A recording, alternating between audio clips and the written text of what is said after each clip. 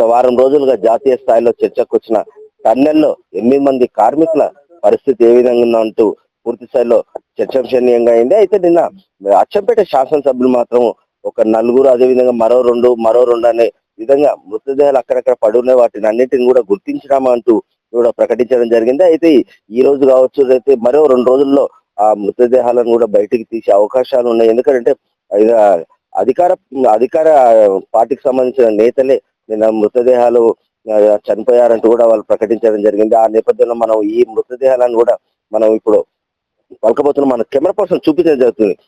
ఈ రూట్ లో ఏ ఒక్కరిని కూడా మీడియాకు సంబంధించిన ఏ ఒక్కరు కూడా లోపలికి ఎంట్రీ చేయడం లేదు. ఎందుకంటే వివిధ మాధ్యమాలలో ఫేక్ వార్తలు రావడంతో రాష్ట్ర ప్రభుత్వం కావచ్చు, జనాలు కావచ్చు భయభ్రాంతులకు గురవుతున్న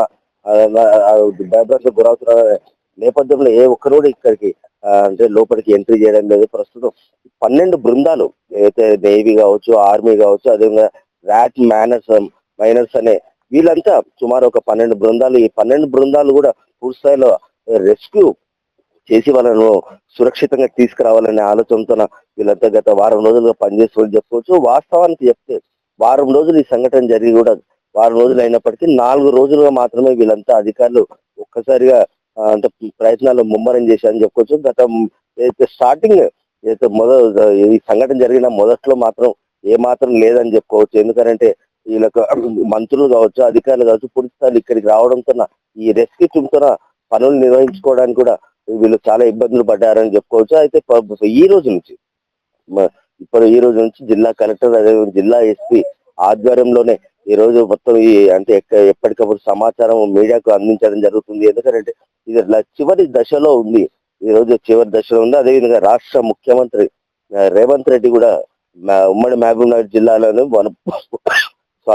వనపర్తి ప్రాంతానికి రాబోతున్నారని చెప్పుకోవచ్చు. వనపర్తి ప్రాంతంలో ఈరోజు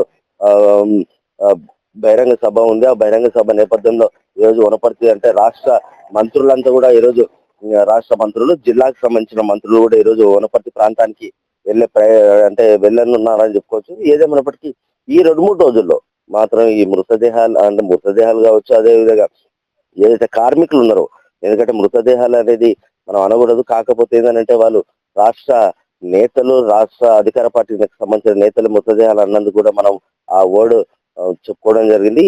ఇప్పటివరకు అయితే మాత్రము ఇలాంటి సంఘటన అంటే ఎవరైతే జేపీ ఇండస్ట్రీకి సంబంధించిన అధినేత ఉన్నారో వాళ్ళు కూడా గత 2 రోజుల క్రితమే ప్రకటించడం జరిగింది, చనిపోయారని కూడా ప్రకటించడం జరిగింది. ఏదేమంటే అధికారికంగా ఇక్కడ జిల్లా ఎస్పీ, జిల్లా కలెక్టర్ కూడా ప్రకటించే అవకాశాలు ఉన్నాయి. ఎందుకంటే ఈ 2-3 రోజుల్లో పూర్తి స్థాయిలో ఏందనేది పూర్తి సమాచారం కూడా బయటకు పొక్కే అవకాశం ఉంది.